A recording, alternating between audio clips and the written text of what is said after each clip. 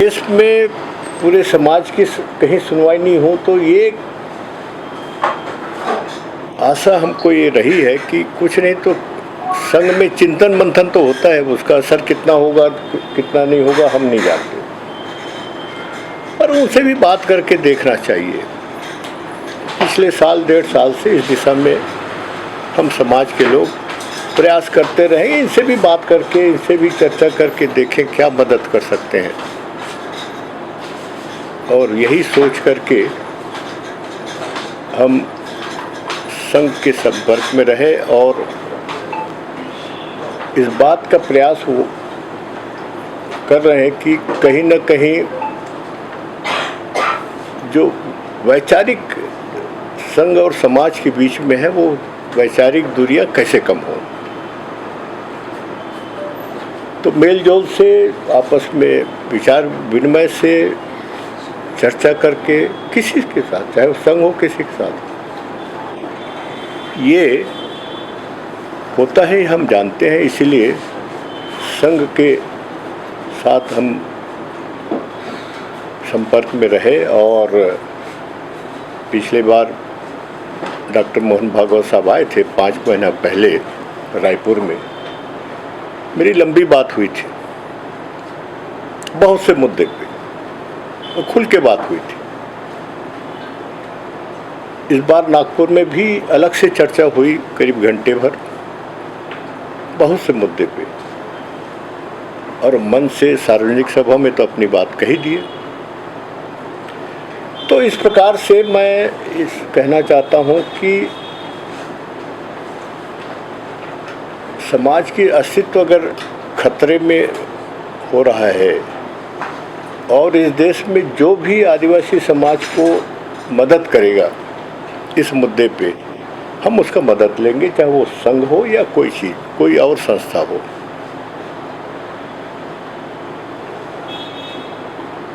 तो इसलिए बहुत से मुद्दे पे जो अभी मैंने कहा, डीलिस्टिंग के मुद्दे पे भी हमारी बात हुई। एक जो महत्वपूर्ण मुद्दा समाज की तरफ से धर्म कोड की, उसमें भी बात हुई और मैंने संघ को इस बात को एहसास कराया कि धर्म कोड बहुत कठिन सब्जेक्ट है, आपके लिए भी मुश्किल वाला काम है, हमारे लिए भी मुश्किल वाला काम है, क्योंकि इतने आदिवासी समाज हैं कि एक रूपता, एक बात सरकार के सामने कि भाई धर्म कोड में क्या शब्द उपयोग होगा, ये बहुत मुश्किल काम है समाज के लिए भी। तो ये अभी चलेगा ये, और हमने संघ को कहा कि इसमें कुछ चर्चा करके मिल करके कुछ रास्ता निकाल सकता है, हो सकता है तो करने का प्रयास करेंगे।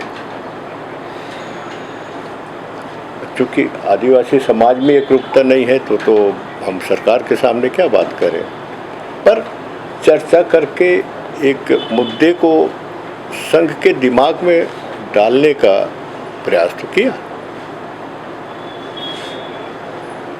तो ये मोटा मोटा बात जो मैं समझता हूँ कि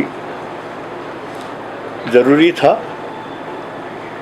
और पहली बार ऐसा मैं महसूस करता हूँ कि समाज की ओर से संघ के सामने समाज की मुद्दों को रखने का जो प्रयास हुआ है, ये शायद पहली बार होगा। दक्षिण कौशल के पाठकों, आप सभी को नमस्कार।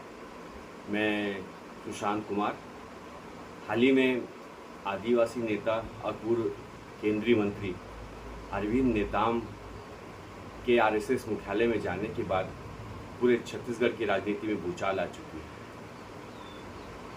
आप जानते हैं कि पिछले कई दशकों से जो आदिवासी क्षेत्र हैं वह नक्सलवाद, माओवाद, जल जंगल जमीन, डीलिस्टिंग, धर्मांतरण और औद्योगिकरण से जूझ रही है।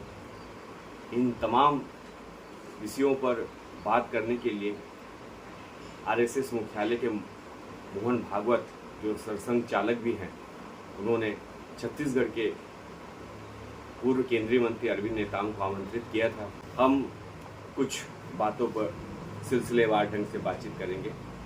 मोहन भागवत जी ने कहा कि पूरा जो दुनिया है और राष्ट्रवाद का भूत के तहत जकड़ा हुआ है, वहीं आतंकवाद को बढ़ावा देकर लड़ाई की तरफ पूरे देशों को उन्मुक्त किया जा रहा है। और उन्होंने कहा कि प्रतिक्रिया में कानून हाथ में लेना ठीक नहीं है।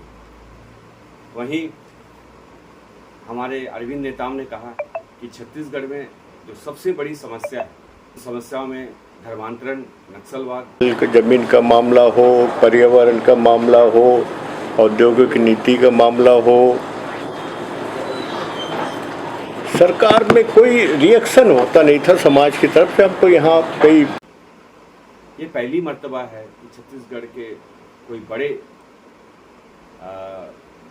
मतलब जो पहले कांग्रेस में रह चुके हैं ऐसे नेता आरएसएस के कार्यालय में जाके उनसे छत्तीसगढ़ को तमाम समस्याओं से, खासकर आदिवासी जिन समस्याओं से जूझ रहे हैं, उन समस्याओं से बाहर निकाल के लाने के लिए उन्होंने गुहार लगाई।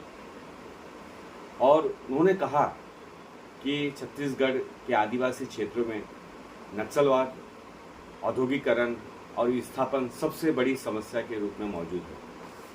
उन्होंने यह भी कहा कि डिलिस्टिंग धर्मांतरण को रोकने के लिए एक हथियार हो सकता है। उन्होंने बड़ी प्रमुखता के साथ वहाँ पर आदिवासियों के लिए आरएसएस से जो भी वहाँ पर शासन करती राजनीतिक पार्टी है उनको समझाइश देते हुए धर्म कोड को लागू करने की बात की। उन्होंने यह भी कहा कि हम आरएसएस से चाहते हैं कि आदिवासियों के ऊपर जो विकट परिस्थिति है, जो समस्याओं से आज आदिवासी जूझ रहा है, जो एकजुट नहीं है, इस आदिवासियों को एक छोटा सा जगह, एक छतरी के नीचे एक जगह देने की बात की भी उन्होंने वकालत की। उन्होंने ये भी कहा कि बिना धर्म कोड के आदिवासी समाज के एक पहचान नहीं हो सकती। उन्होंने इन तमाम जो आदिवासियों की समस्या है, चाहे वो धर्मांतरण की बात हो, चाहे धर्म कोड की बात हो, चाहे डिलिस्टिंग की बात हो, चाहे औद्योगिकरण की बात हो, चाहे नक्सलवाद की बात हो, इन सभी मुद्दों पर उन्होंने खुलकर बात रखी। उन्होंने कहा कि जो वर्तमान सरकार है वह छत्तीसगढ़ में आदिवासी क्षेत्रों में नक्सलवाद के उन्मूलन में एक कारगर रूप से काम कर रही है। लेकिन जवाब में मोहन भागवत ने कहा कि पूरे जो दुनिया है वह किस प्रकार युद्ध की चपेट में जा रहा है, भारत हाल ही में किस प्रकार द्विराष्ट्रवाद के जकड़न में जगह पाकिस्तान से उसका युद्ध के रूप में सामना हुआ, और वो हर समय दो राष्ट्र के उसमें रह के हुआ और इसे विखंडित करने के लिए कोशिश करते रहता है। उन्होंने इन तमाम बातों में एक बात वो यहाँ की विविधता और एकता के बारे में कहा है कि हमारी जो जड़ें हैं, उस जड़ों में एकता है, विविधता नहीं। लेकिन जैसे कि हमारे विचारक कहते हैं कि विविधताओं का देश है, वहाँ मोहन भागवत जी का कहना था कि हमारी जड़ों में एकता है, विविधता नहीं। उसी प्रकार एक ही समान संस्कृति का प्रभाव हम सबके आचरण में ये प्रभावमान है। उन्होंने ये भी कहा कि अगर एक ही समाज के हम हैं तो आपको कहने की जरूरत नहीं है कि हमारी मदद कीजिए। तो अगर एक समाज है तो आपको ये कहने की जरूरत नहीं कि हमारी मदद कीजिए। संघ का काम ही है, संपूर्ण हिंदू समाज में संघ सबको मानता है। मैं कोड की बात नहीं कर रहा हूं, वो एक अलग विषय है, टेक्निकल विषय। लेकिन समाज का ये अंग भी हमारा ही अंग है। उसकी समस्याओं में जितनी हमारी ताकत है उतना हम करेंगे। हमारा एक तरीका है। शासन के लिए आपने कुछ कहा तो शासन के पास पहुंच जाएगा, परंतु शासन अपना काम करेगा। और कैसा करता है आपको ज्यादा मालूम है, आप रहे, इसलिए वहां हमेशा समय लगता है और सभी फैक्टर्स एक साथ बहुत कम बार सोचे जाते हैं। लेकिन हम कहते हैं कि शासन वगैरह इन सबकी ताकत क्या है? समाज की ताकत है। तो शासन प्रशासन में सुनवाई नहीं होती तो क्या बिगड़ा? समाज है। पेशा कानून की बात आपने की, उस कानून का उपयोग कैसा करे जिससे समाज में भेद उत्पन्न न हो, कुछ अलग हो। शासन अपना काम करेगा, उन्होंने कहा। और जहाँ तक संघ के दखल देने की बात है, बिना संघ के दखल दिए शासन का काम करेगी और संघ सामाजिक काम करेगा। उन्होंने प्रमुखता से कहा कि जो गति की बात है वो साइकिल की स्पीड की तरह हमारी गति है और उसे हम उसी तरह से धीरे धीरे आगे समाज के ओर ले चलते हैं। धर्मांतरण उन्होंने कहा कि सबसे बड़ी हिंसा है। आदिवासी समाज मूल रूप से इस धर्मांतरण के कारण बदल रहा है और निश्चित तौर से परिवर्तन की ओर हम जा रहे हैं। तो उनका ये कहना था कि अरविंद नेताम जी जो 5वीं और 6वीं अनुसूची की बात कर रहे हैं, उस 5वीं अनुसूची 6वीं अनुसूची में किसी भी तरह का क्षेत्रीयवाद की एक अलग तरह की कोई बात नहीं होनी चाहिए, बल्कि सभी समाज की उसमें भागीदारिता होनी चाहिए। लेकिन ये तमाम बातें पहली बार ऐसे कि आरएसएस के मंच से आदिवासियों की मामला और जहाँ तक हमारे आदिवासी नेता अरविंद नेताम के जो उनके सवाल थे, उन दोनों ही सवालों को लेके विचार विमर्श हुआ, मंथन हुआ और इन तमाम मंथन को लेके छत्तीसगढ़ की राजनीति और छत्तीसगढ़ के मीडिया में का उबाल है और किसी न किसी रूप में अरविंद नेताम को घेरने के लिए, चाहे वो मीडिया हो चाहे और राजनीतिक पार्टी, अपनी कोशिश कर रहे हैं। उन्होंने प्रेस कॉन्फ्रेंस में यहाँ तक कहा कि जो दीपक बैज है, तो आप आरएसएस की भाषा बोल रहे हैं कि अरविंद नेताम बोल रहे हैं? मैं समाज की भाषा बोल रहा हूँ। दीपक बैज वही कह रहे हैं कि जो कल तक कुछ नहीं बोल रहे थे अरविंद नेताम जी, आज जो है आरएसएस की भाषा बोलने में लगे हुए हैं। मैं दीपक बैज से एक ही बात जानना चाहता हूँ, कहीं वो कन्वर्ट तो नहीं हुए? ईसाई धर्म में मतांतरण तो नहीं हुए हैं? ये पहले ये शक होता है, ये जो बात कहते हैं। मैं पूछता हूँ कि कांग्रेस से धर्मांतरण के बारे में कांग्रेस का क्या नीति है, साफ कर दें, उसमें क्या दिक्कत है भाई? आरएसएस का तो नीति साफ है कि उनके खिलाफ है। कांग्रेस का नीति क्या है, हम बताएं तो सही। पार्टी के प्रमुख हैं, हम समाज की बात कर रहे हैं, संघ की बात नहीं कर रहे हैं।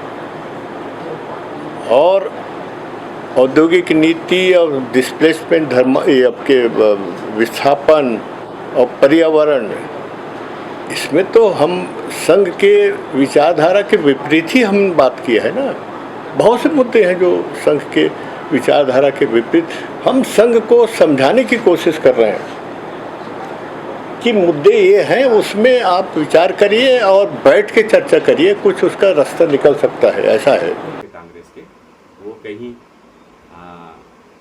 क्रिश्चियन तो नहीं हो गए, तो ऐसे तमाम चीज उनकी पीड़ा में ये देखने को मिला आरएसएस कार्यालय में कि वो धर्मांतरण से बहुत आहत है। लेकिन उनको एक संतुष्टि भी है कि आरएसएस की जो सरकार है, वर्तमान सरकार, वह नक्सलवाद को समूल नाश करने की दिशा में बहुत तेजी के साथ आगे बढ़ रहा है और बहुत जल्दी इससे वहाँ के आदिवासियों को लाभ हुआ। लेकिन इन सारे चीज़ों को खत्म होने के बाद औद्योगिकरण की जो नीतियाँ पूरे बस्तर में लागू हो रही है,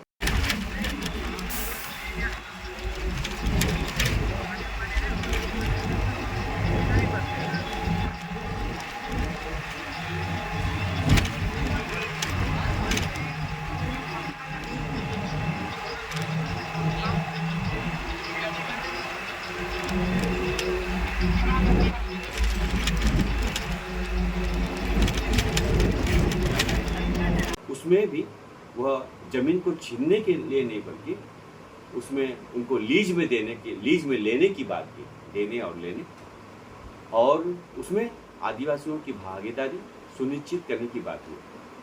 लेकिन जो पर्यावरण है उससे रिलेटेड, जल जंगल जमीन खतरे में है। औद्योगिकरण के कारण कारपोरेट घराने और सरकार मिलकर के जो स्थिति बना रहे हैं उससे विस्थापन हो रहा है, और अब इस देश में ज़मीन पुनर्वास के लिए नहीं है। कहाँ जाएगा? तो हमने उसका, देखिए, एक बात हमेशा कहते हैं कि आप विरोध करते हैं औद्योगिकरण का या बड़े इंडस्ट्री का, तो हमने इस बार संघ के सामने मंच पे हमने कहा कि हम 2 प्रस्ताव आपके सामने रख रहे, विचार करिए। प्रस्ताव नंबर 1, हमने उनको कहा कि आप अधिग्रहण करते हैं जमीन, अधिग्रहण मत करिए, आप लीज में दे दिए आदिवासी जमीन को। तो लीज में देंगे तो अधिकार तो रहेगा ना, तो परिवार का अधिकार रहेगा, भले अगली पीढ़ी वो उसका कब्जा मिलेगा। तो जब खदान अगर खत्म हो गया तो लेबलिंग कर दीजिए, फिर उसको वापस दे दीजिए। पूरे बातचीत में मुझे 5वीं 6वीं अनुसूची के तहत जो आदिवासियों को ग्राम सभा में जो ताकत लोकसभा और विधानसभा से ज़्यादा प्राप्त है, उस पर चर्चा करते हुए अरविंद नेताम जी कहीं नजर नहीं आए। अब बहरहाल देखना यह है कि अरविंद नेताम अब किस तरह से आरएसएस के साथ बातचीत करते करते क्या ये सवाल उठता है कि वह अब आरएसएस के रूप अपनाने वाले हैं, आरएसएस के रास्ते से ही वो तमाम समस्याओं का समाधान खोज रहे हैं। वन अधिकार कानून हो, चाहे आदिवासी क्षेत्रों में 5वीं या 6वीं अनुसूची की समस्या हो, चाहे नक्सलवाद की समस्या हो, चाहे औद्योगिकरण की समस्या हो, कोई 1-2 दिन की यह समस्या नहीं। कई दशकों से छत्तीसगढ़ के आदिवासी बाहुल्य क्षेत्र में ये समस्या लगातार बढ़ रही है। उन्होंने इस पूरे वक्तव्य में ये भी मेंशन किया कि हसदेव के जंगल कट रहे हैं और उनके कोयला का वहाँ से उत्खनन हो रहा है। तो हसदेव बहुत स्पष्ट रूप से कि इस सरकार हो चाहे कांग्रेस की सरकार, वो उत्खनन लगातार जारी है। उसी प्रकार दबे स्वर में यह भी आ रहा है कि नक्सलियों का उन्मूलन करने के बाद और जिस प्रकार से एक आशा बंधा है कि माओवादी पार्टी के एक बड़े नेता बसवा राज को मौत के घाट उतारने के बाद अब हम बहुत जल्द आदिवासियों की मुक्ति की ओर बढ़ेंगे। यह एक लोगों के दिमाग में विचार घर करने लगा है। तो देखते हैं कि आरएसएस के साथ अरविंद नेताम जी की इस महत्वपूर्ण चर्चा और उसको लेकर जो विमर्श पूरे मीडिया जगत हो, चाहे सामाजिक संगठन, आदिवासी संगठनों और तमाम संगठनों, अभी आदिवासी संगठनों से प्रतिक्रिया आना बाकी है, लेकिन देखना ही है कि क्या अरविंद नेताम बहुत जल्द आरएसएस के साथ यहाँ के आदिवासियों के मुक्ति के लिए काम करेंगे। क्या वहाँ आदिवासियों की उन सवालों को जो धर्मांतरण के नाम से ईसाई धर्म अपनाने वाले जो आदिवासी हैं, उनके साथ जो दुर्व्यवहार, उनके साथ जो अमानवीयता और उनकी हत्या जो कुछ हो रही है, उसको रोकने में वो कारगर साबित होते हैं। डीलिस्टिंग को लगभग सभी आदिवासी संगठनों ने विरोध किया है और इन्होंने आदिवासी समाज के लिए डीलिस्टिंग को बहुत धारदार हथियार के रूप में समझा है कि धर्मांतरण को रोकने के लिए डीलिस्टिंग एक धारदार हथियार के रूप में काम करेगा। अब देखना ये बाकी है कि क्या अरविंद नेताम और यहाँ के आरएसएस, जो स्थानीय आरएसएस, ये और एक पूरे राष्ट्रीय स्तर पे आदिवासियों के संगठन मिलके आरएसएस के साथ मिल बैठ के आदिवासियों के हित में कोई मार्ग निकाल पाते हैं या नहीं, ये देखने वाली बात है।